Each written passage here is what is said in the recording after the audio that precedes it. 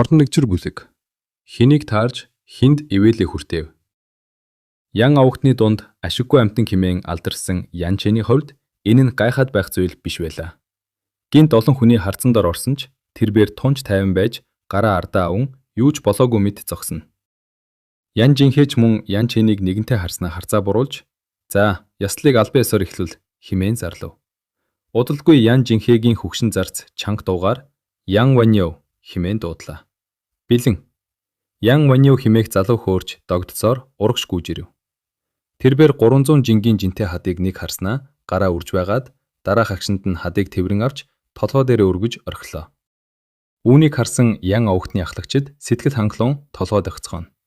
300 жин Ян Ваньяв би бэлдэржуулах шатны 1-р төвшний сүүл үе хэмээн хөгшин зарц зарлав. 100 жин нь 1-р төвшнийг, 400 жин нь 2-р төвшнийг илтгэх бөгөөд цаашид 300 жин тутамд нэг төвшин ахдаг гэжээ.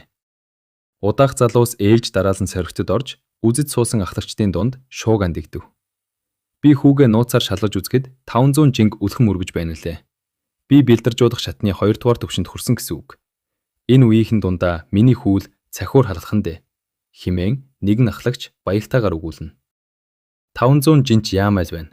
Манай хүү 600 жингийн хадыгч ажихгүй өргөдөг юм. Энэ үеэр гадны авгийнхан ч Ян авахтны сууд залуусыг нүдлэн суулаа.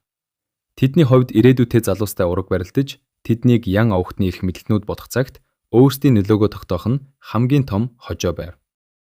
Авгийн тэргүүн Ян Жинхээ аль хэдийн тагтан дээр хасарт гарч хүндэт зочноо хүлээн авч байлаа. Ян авахтны 1-р ахлагчаас эхлээд 9-р ахлагч хүртэл бүгд байрандаа заларсан нь зочны зэрэг зэндааг ихтгэн. Тэрхүү хүндэт зочин бол цагаан сахартай, хар нөмрөхтэй Ян Чэний өмнө нь уулзаж байсан Ли Юян байлаа.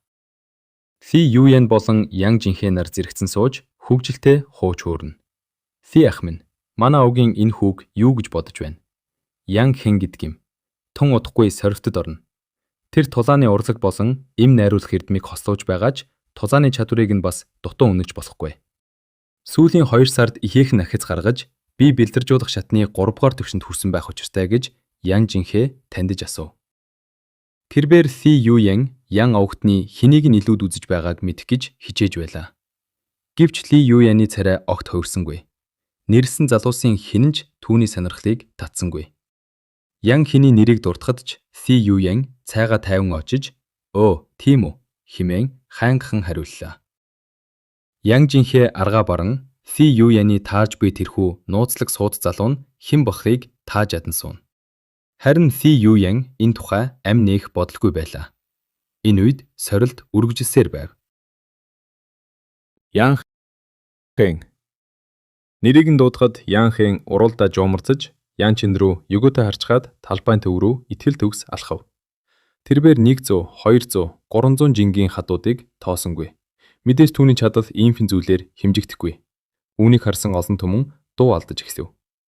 Тэр 500 жинг өнгөрөөд зогссонгүй. Үүнээс ч хүнд хадыг өргөх гэж байгаа юм болов? Хэлэхэд эрт байна. Ян Хэн бол яах аргагүй сод ав ястан шүү дээ.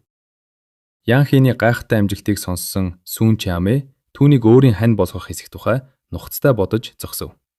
Эцэст нь Ян Хэн 700 жингийн хадыг ониллоо. 700 жин. Бурхан минь, Ян Хэн аль хэдийн би бэлдэржуулах шатны 3-р төвшөнд хүрчихсэн юм уу? 700 жин гэдэг бол Ян Хэн 3-р төвшөнд орсны батхаа байлаа. Хүн бүрийн гайхширсан харцан дор тэрбээр хадыг 2 гараараа шүүрэн авч ганц амьсгаагаар толгой дээрээ гаргаж ирэв.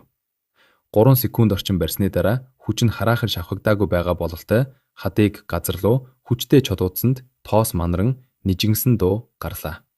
Энэ мөчид хүн бүр хилгүй мэт болов. Одоогоор Ян Хэн хамгийн өндөр амжилтыг үзүүлээд байлаа. Хөгшин зарцч сэтгэл хангалуун инээмсэглэж. Ян Хэн би бэлдэржуулах шатны 3-р төвшний ихэн үе онцгой амжилт хэмээн дуудав. Ян Жинхэгийн хөгшин зарцаар хүдээн зөвшөөрөгдөн гэдэг бахархам хэрэг. Ян Хэн уламж биеэ тоож бардан дахиа мэд Гүү Минье рүү харав. Намайг сонгоогүй нь ямар том алдаа байсныг одоо харж байна уу гэсэн шиг. Гэвч Гүү Миньегийн харц ганц ч хором саралгүй зөвхөн Ян Чин дээр л туссаар байлаа. Хараал ид химэн Ян Хэн шүд зүүн хорсож "Гүү Минье, чи удахгүй сохорсондоо харамсах болондоо" гэж дотроо зүхнэ. Яанхийн гарч ирсэн нь тэнцээний уур амьсгатыг оройт нь хүргэв. Түүний өдөө хатгалраас босноо дараагийн залуус Яанхинд хүрэхгүй ч гэлээ тун дөхөө амжилт үзүүлцгээлээ. Гол үзүүлбэрүүд сорилтын төгсгөлд таарчээ. Шийдвэрлэх мөч төгөхөд Яан Жинхээ дахин ам нээж. Дараагийн сорилтод орох Яан Вүү бол манай овгийн хамгийн шилдэг авьяастан. Ердөө 13 настайч бие бяртаржуулах шатны 4-р төвшний оргилд хүрсэн. Дүү Яан хинээсээ 2 дахин хүчтэй. Манай овгийн ирээдүй болсон сайн залуу байгаа юм хаха химээв. Яан Вүүгийн тухай ярихдаа Яан Жинхигийн нүүр бардамлаар дүүгч байлаа. Ли Юян толгой дахин "Өө, 4-р төвшний орбсоо. Мөөгүй л юм" гэв. Гэвч Ли Юяны нүүрэнд сэтгэл хансан шинж огт илэрсэнгүй. Түүний хайж буй тэр хүн Яан Хэнч биш, Яан Вүүч биш бололтой. Юу л болоод байна да. Яан Жинхээ бүрмсэн гайхаж орхив. Ли Юян Яан овгтонд ямар зорилгоор ирэв? Энэхүү өндөр зиндааны сүнслэг тулааны шатны мастрын хараанд манай овгийн хэн өртөж, хэнийг тэрбээр ивэлдэ авахыг хүсэвэ. Яан Жинхээ бараг бүх залуусаа танилцуулаад дууссан ч Ли Юян хөдөлсөнгүй. Ли Юяны таалал хүнд төсөв. 2-р бүлэг. Хиний аз дутав. Яан Вүү бол яах аргагүй Яан овгийн залуу үеийнхэн дундаа тэргүүн зэргийн авьяастан, магадгүй овгийн номер 1 сууд залуу гэгдэх хэмжээнд аль хэдийн хүрсэн байлаа. Түүний талбайд гарч ирмэгцэл бүгдийн харц түүн дээр тусч, түүнтэй дотносхийг мөрөөддөг олон язгууртан бүсгүүчүүд баярлан хашгиралдав. Тулааны урлагийг бүхнээс дээгүүр тавьдаг энэ тэгд энэ нь тунч хэвийн үзэгдэх юм. Дагцгүй хүчрэх тулаанчил цаг хугацааны шалгуурыг давж оршин тогтнож чадна. Эрдэм чадал, авьяас биелэг өндөр байх тусам бүсгүүчүүдийн харцыг булааж, сэтгэлийг нь гжигдэх нь жам ёсны хэрэг. Яан Вүү энэ л мэдрэмжид туйлаас дуртай нэгэн. Сүүлийн 2 сарын хугацаанд түүний чадал улам ахиж, бие бялдаржуулах шатны 4-р төвшний дунд үеэс сүүл үед шилжсэн тул энэ удаагийн насанд хүргэсний ёслолд түүнийг гүйцэх хүн үгүй хэмээн өөртөө бүрнөөр итгэнэ. Яан Вүү нэрийг нь дуудахад тэрбээр цээж тэнгэр бардам атгасаар урагш харлаа. Яан Вүү бол манай Яан овгийн залуу үеийн бэлэг тэмдэг шүү дээ. Миний хүү үүний дайтай байсан бол би үхсэн ч харамсахгүй. Яан Вүү үнэхээр хүчирхэг юм. 1000 жингийн хадыг тоочч хахгүй байна. Тэр 1003 жинг онивчлоо. 4-р төвшний сүүл үед хүрсэн тэрбээр угтаа 1200 жингч өргөх чадaltaй. Гэвч эрсдэд гарахыг хүссэнгүй. Арай хөнгөн болох 1003 жинг сонгов. Ердөө 1003 жинг байлаач намайг давх хүн гарахгүй хэмээн Яан Вүү жуумалцлаа. Яан овгийн залуус дунд түүн шиг 4-р төвшний сүүл үед хүрсэн нэг ч үгүй билээ. Тэрбээр хадыг 2 гараараа тас тэврэн аваад хамаг хүчээ шавхан толгой дээрээ гаргаж ирэв. Яан Вүү 1003 жингийн хадыг юу ч болоогүй мэд өргөчлөө. Түүнд нөөц хүч байгаа нь ихт. Ийм хүнд хадыг өргөчхөөд нүүрэн ч улаахгүй, амьсгаач цуудахгүй байна гэдэг гайхалтай. Тэр хамаг хүчээ гаргасангүй. Авраг болохын тулд нөөж байгаа бололтой. Энэ хүүгийн ирээдүй хязгааргүй юм. Тэр заавал том хүн болно. Дадны овгийнхан ч түүнийг шагшин магтаж, Яан Вүүг биширдэг охид хаширалцаар байв. Ясангуяа түүнтэй ураг барилдахаар товлогдсон Юй овгийн бүсгүйн сэтгэл нь хөөрч, суудлаасаа босон харайхад бэлэн байлаа. Яан Жинхэгийн хөгшин зарцж, сэтгэлд хангалуун толгой дохиж. Яангүү 1003 жин би бялдаржуулах шатны 4-р төвшний дунд үе химэн зарлав. Дараагийнх нь химэн зарц нэрсийн жигсартыг харав. Санамсаргүй юу эсвэл зариудөө Яангүүгийн яг ард Яан Чиний нэр таарчээ. Яан Чин нэрийг нь дуудахад Яан Чин баг зэрэг гайхширсан ч мөрөө хавчин Яан Вүү рүү нэг харлаа. Олонний анхаарлын төвд байхдаа сэтгэл хангалуун байсан Яан Вүү Яан Чинийг харамгцаа өмнөх таагүй дурсамжуудаа санаж. Яан Чин, чиний аз дутаж те.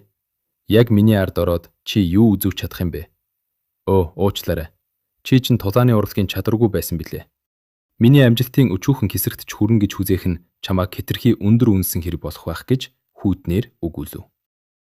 Яан Чин чихээ ухаад чи намайг азгүй байна гэв үү? Чи тэгээд өөрийгөө азтай гэж бодоо юу? Химэн Яан Вүү зандрав. Яан Чин хариу хэлэлгүй зүгээр л инээмсэлээд ураг шалгасан. Үүнийг харсан Яан ахлагч суудлаас нь огт үсрэн босч ирэв. Түр хүзээ химэн Яан ахлагч хашгирлаа. Яан Жинхээ гайхаж. Ахлагч минь эн чинь юу гэсэн үг вэ? хэмээн асуухад бүгд түүн рүү харлаа.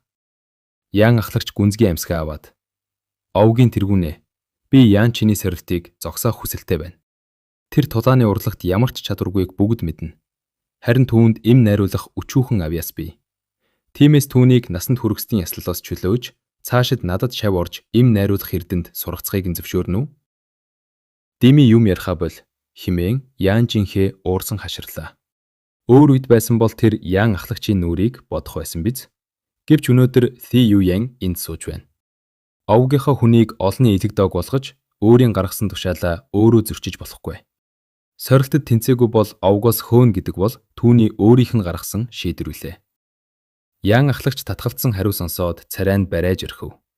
Энэ үед түүний эртний үст нь 8 дугаар ахлагч босож ирээд "Ахлагч минь, таны буруу. Хувийн харигцаагаа яаж ийм ариун ястарт хойж болох юм бэ?" хэмээн доогтой дуугаар хэлв. Үүнийг сонссон гадны овгийнхан шивэр авир хийж эхэллээ. "Хөөх, тань л талаараа сорилтоос зугтах гэж оролдож байгаа юм уу? Ян овгийн яслал дээр ийм зүйл болно гэж хэн санах вэ? Та нар Ян чинийг мэдэхгүй юм уу? Тэр бос энэ овгийн хамгийн ашиггүй амьтан. Тулааны урлагч үгүй, эм найруулах чадварч үгүй. Ван овгийнхантай өрсөлдөхдөө хамаг үнэт материалаа үрж дуусгаад ганц чүрэл гаргаж чадаагүй гэсэн. Өөрөө тэнцгүүгээ мэдээд ахлагчид авилга өгөө биз? Цугласан олон энхүү ховор сонин үйл явдлыг ам уралдан хэлэгцэж Ян чинийг шоолон харж байлаа.